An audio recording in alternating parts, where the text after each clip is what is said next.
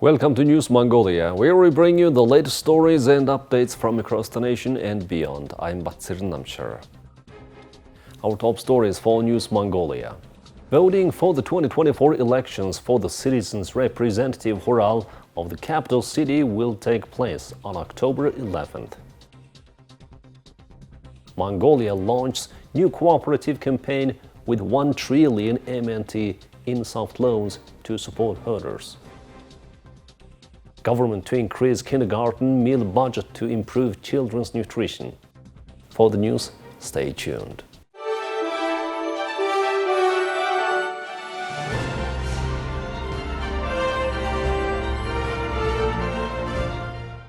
The 2024 elections for Citizens Representative Khural of Aimax, the capital cities, Soms and districts, will be held on October 11th. In these elections for the Citizens Representative Khural of the capital city, 17,400 candidates have registered to compete for 831 mandates at various levels. The official election campaign begins on September 26th, when certificates will be issued to the candidates. Active participation in this election will allow citizens to enhance their access to social infrastructure and improve their environment. Additionally, regulations governing the media's conduct regarding information and advertising during the campaign have been approved.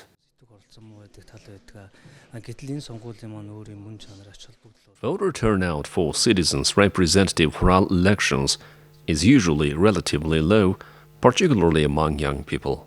However, these elections play a crucial role in addressing immediate local issues that impact daily life, such as improving the living environment, reducing street garbage, enhancing street lighting, and building children's playgrounds. For the candidates, the official election campaign will begin on September 26th. It's important to note that campaigning before this date is prohibited by law. If a candidate is investigated by the authorities and found to be in a violation of this rule, they will be removed from the list of candidates. Therefore, once the official campaign period begins, it's crucial to ensure that all activities comply with the legal guidelines. This year's local elections will follow the legal framework approved in 2020. For example, if a candidate appears on a television program before the campaign officially starts, the appearance cannot be aired again once the campaign has begun. Additionally, before the campaign period, candidates are restricted by law from making promises or discussing their platform.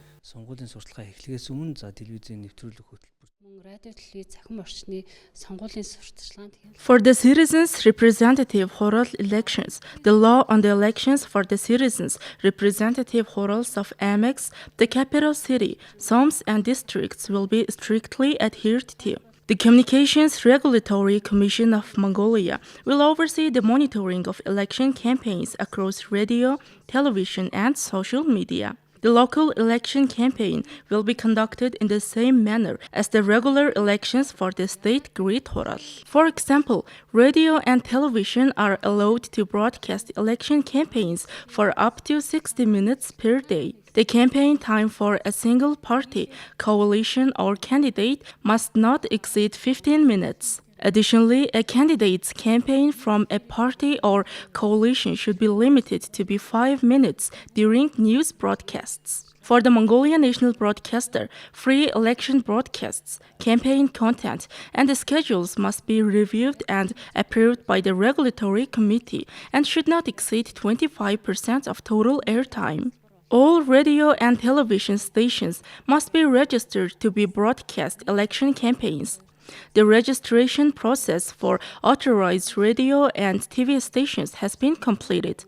A total of 152 broadcasters have been approved for election campaigning, with 103 radio and television stations officially registered to conduct campaign activities. The government of Mongolia has launched a new cooperative campaign to enhance the livelihoods of herder families by supporting cooperatives. This initiative aims to stabilize income from livestock and related products. A 5-year plan under the new Cooperative Wealthy Herder program has been approved, including providing investment loans to cooperative members. Commercial banks offer these investment loans using their resources, with the government covering the interest rate differences and the Credit Guarantee Fund of Mongolia covering 80 to 100% of the loan collateral. So far, soft loans amounting to 502.3 billion Mongolian Turks have been allocated to 14,688 members across 4,466 cooperatives. Additionally, commercial banks are assessing projects worth 88.3 billion Mongolian Turks for 1,570 herders. In response to the demand, the cabinet has decided to issue 1 trillion Mongolian Turks in soft loans in 2024. This decision follows amendments to the General Financing Agreement, which have been signed by all relevant parties. Cabinet members and provincial governors have been directed to ramp up the new cooperative campaign nationwide. The Ministry of Education is set to raise the daily budget for kindergarten meals by 1,000 MNT, increasing children's caloric intake from 60% to 80%.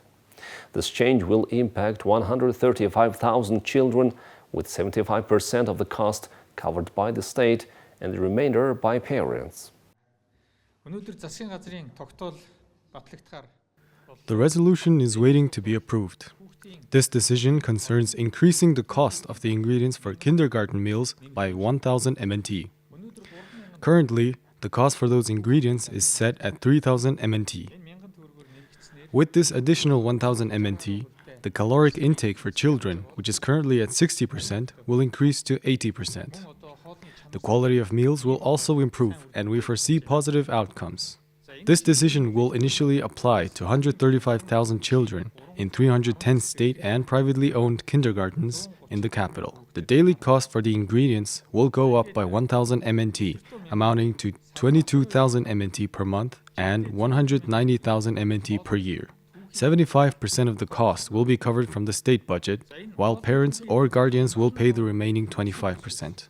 According to Article 22 of the Social Welfare Law, the cost of raw materials for children in need of educational support will be fully funded from the state budget. For 2024 to 2025 academic year, the cost of the ingredients for one child's meal is 3,000 MNT. A total of 131.8 billion MNT has been allocated for this. Of the total cost to provide meals for a kindergarten child, 58% goes towards the ingredients, while the remaining 42% will cover the cook's salary, social insurance, heating, electricity equipment, and sanitation. The total daily cost per child is 5,210 MNT, with 3,000 MNT spent on the ingredients and 2,210 MNT on other expenses. Out of 135,000 children in capital kindergartens, 62%, or 84,602 children, will be charged 1,000 MNT, while the state will fully cover the meal costs for the remaining 38%, or 50,440 children. This includes orphans, children attending 24-hour kindergartens, children with disabilities, children of disabled citizens, children from low-income households, and families with 3 or more kindergarten-aged children. For families with 3 or more children, the third child and beyond will be exempt from the fee. With this arrangement, the government expects to collect about 16 billion MNT annually from parents, ensuring that children receive sufficient meals. Well-nourished children will sleep and play better, and parental satisfaction with kindergartens will improve. Finally, regarding payment collection, this will be fully digitized. Teachers will not need to collect the fees. Parents will directly transfer the payment to the state treasury via an app. The digital service will also allow parents to see what meal their child received and its caloric content on the same day. Now let's take a look at the currency exchange rates provided by Mongol Bank.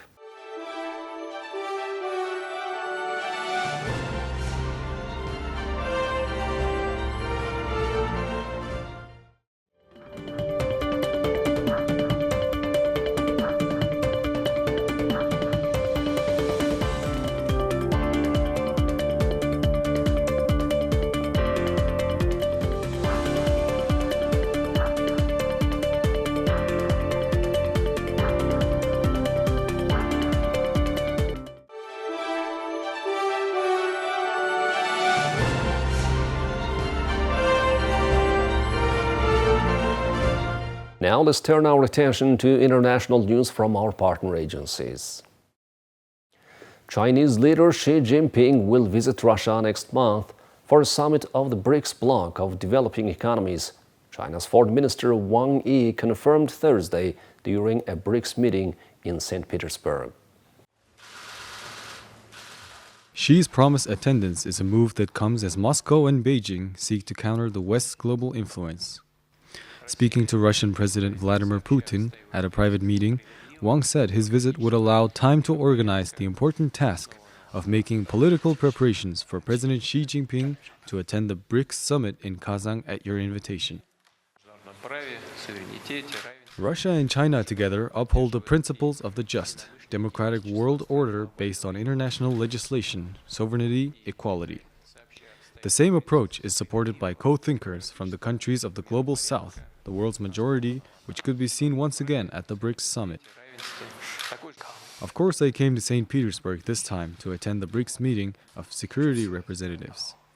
At the same time, there's an important task, which is making political preparations for President Xi Jinping to attend the BRICS summit in Kazan at your invitation soon after. President Xi has very happily accepted your invitation and will go to Kazan as planned. At that time, the two heads of state will have further strategic communication. Xi's visit to Russia will be his second since the Kremlin engaged in a special military operation in Ukraine in 2022.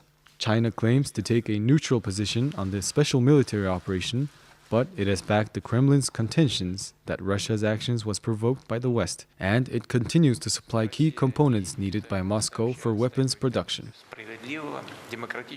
Russian President Vladimir Putin on Thursday held bilateral meetings with Indian and Iranian representatives in St. Petersburg. Security issues have always been and remain among our priorities, and we are grateful to you for coming to St. Petersburg. We are waiting for Mr. Modi in Kazan. I propose holding a bilateral meeting on October 22nd in Kazan, holding a meeting to summarize the results of our joint work on implementing the agreements reached during his visit to Moscow and to outline prospects for the near future. He was keen to brief you about his visit to Ukraine and his meeting with President Zelensky. And he wanted me to come specially and personally and brief you about the talks. The talk was in a very close format. It was only the two leaders. He had his two persons with him. I happened to be with the Prime Minister. So I was a witness to me, sir. I attended that conversation. I deliver warm greetings from the Supreme Leader and the President to you. Mr. Bejeskian's approach to relations with Russia is no different from the previous government. I've talked to him several times and he is after maintaining and expanding the ties.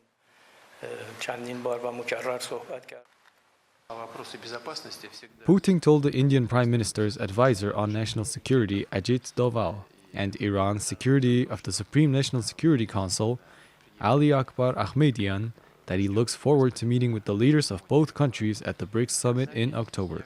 He also proposed separate bilateral talks with Indian Prime Minister Narendra Modi and Iranian President Masoud Pezeshkian on the sidelines of the summit in Kazan. Well, that's all for today. Thank you for staying with us. We'll see you next week with more news and updates. Goodbye.